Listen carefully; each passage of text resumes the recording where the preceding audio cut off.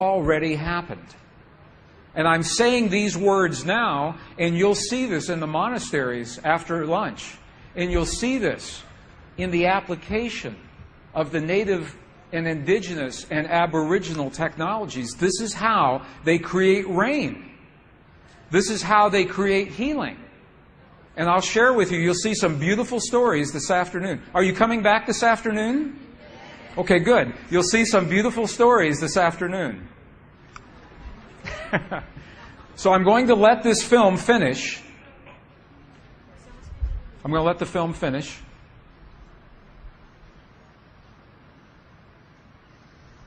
Whoops.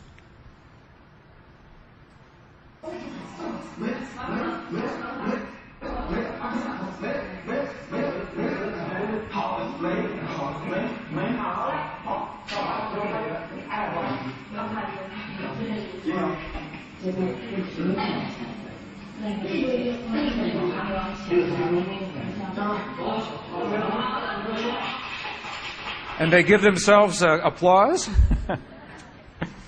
And that's it. So when you see a healing like that, does it give you hope in your heart? It does for me. Okay. The reason that this healing, I wanted you to see this before lunchtime today. You'll think about this a lot if you have never seen this before. And this is something that happens all the time in this part of the world. It's not one-time only healing. They do this all the time. But when Western scientists see this, it makes no sense. Because Western science says that our beliefs and our feelings and our emotions have no effect on the world outside of our bodies. But we know that that's not true. The experiments that we showed just before the break, the 3 experiments, what they showed is that human DNA has a direct effect on our physical world. 1. Number 2, they showed that human emotion changes the DNA that is changing our physical world. And it's happening because there's a field that connects everything together. The experiments suggest that Max Planck's matrix, this matrix, is the conduit. It's the conduit that carries, the bridge, if you will. It's the bridge that carries our inner experiences into the outer world. Now, the idea that everything is connected is a very old idea. Even in science, in the late 1800s, there was a belief that there was an invisible web of energy that connects everything in the 1800s. And scientists were in a very heated debate, very controversial, as to whether or not this field exists. There was a very famous experiment that was conducted to determine if the field called the ether field actually existed. In the year 1887, the very famous Michelson-Morley experiment was designed to tell once and for all, is the field here or no? Yes or no? The field exists? It does not exist. In my opinion, it was a good experiment. However, it was poorly interpreted. And let me give you an example of how this experiment worked. If we were all to walk into the parking lot outside of this building, don't do it, but if we were to do it, and the moment we were outside, we moisten our finger and place it above our head. And in the moment we do that, if we feel no wind against our finger and conclude that no air exists, that is the equivalent of this experiment. We know just because there is no wind, there still can be air, yes? right?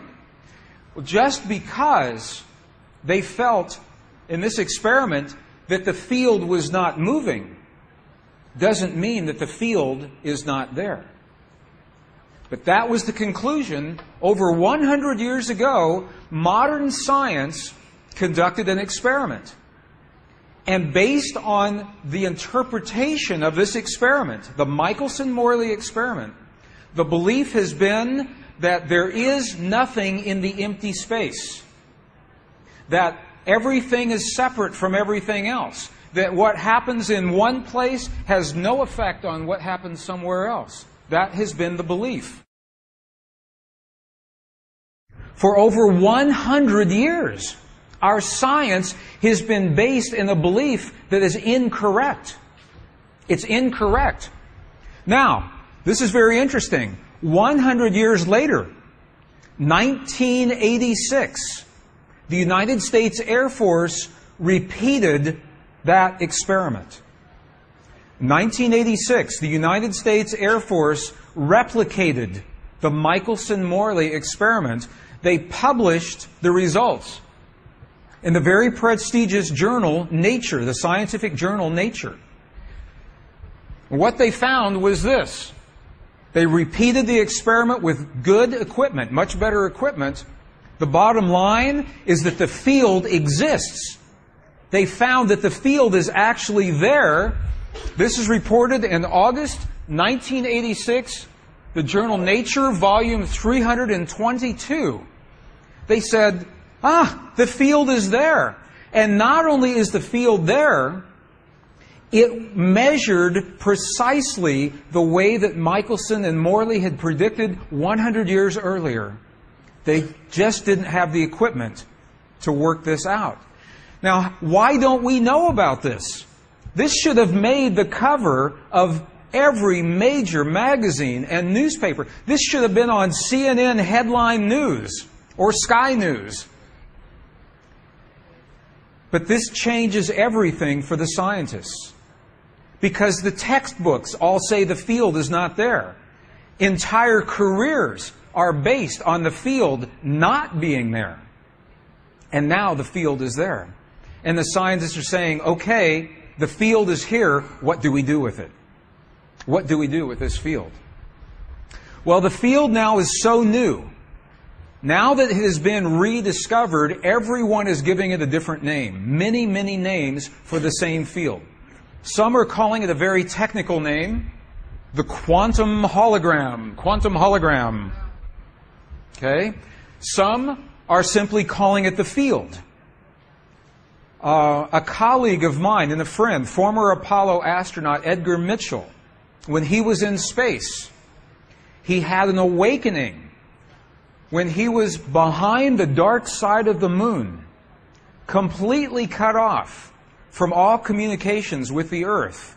It was cold. It was dark. There was no communication with the Earth until their little tiny space capsule came around the dark side of the moon.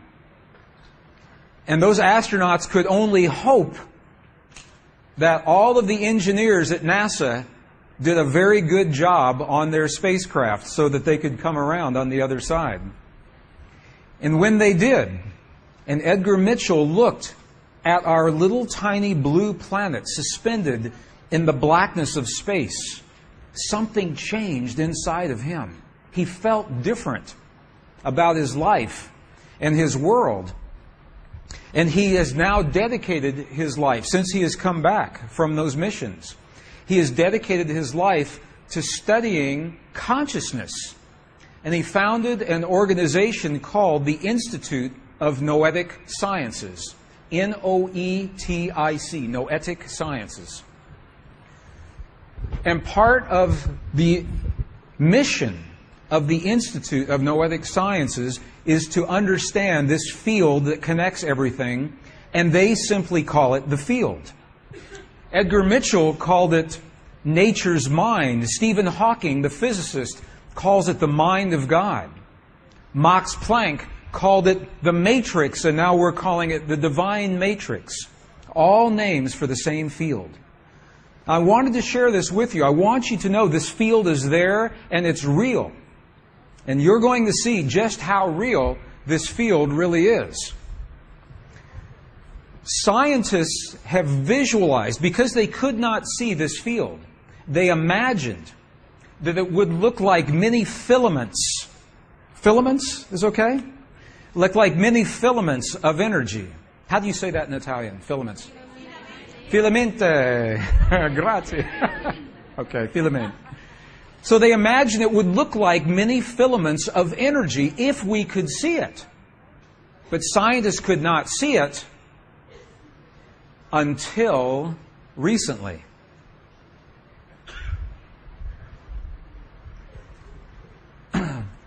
National Aeronautics and Space Administration, NASA, built a satellite and launched it into deep space for the purpose of measuring fields that we cannot see with our eyes. It's called the Chandra, Chandra Observatory. Recently, the Chandra Observatory sent back information that has now been modeled on the computers, and it tells us that what we used to believe was empty space is not empty. There is no empty space. In 1999, the astrophysicist took the data from the Chandra Observatory and they ran it through the computer so that the computer could show them what is in the emptiness of space. Would you like to see what that image looks like? Do we have time? Oh, yes, of course we have time. That's why we're here.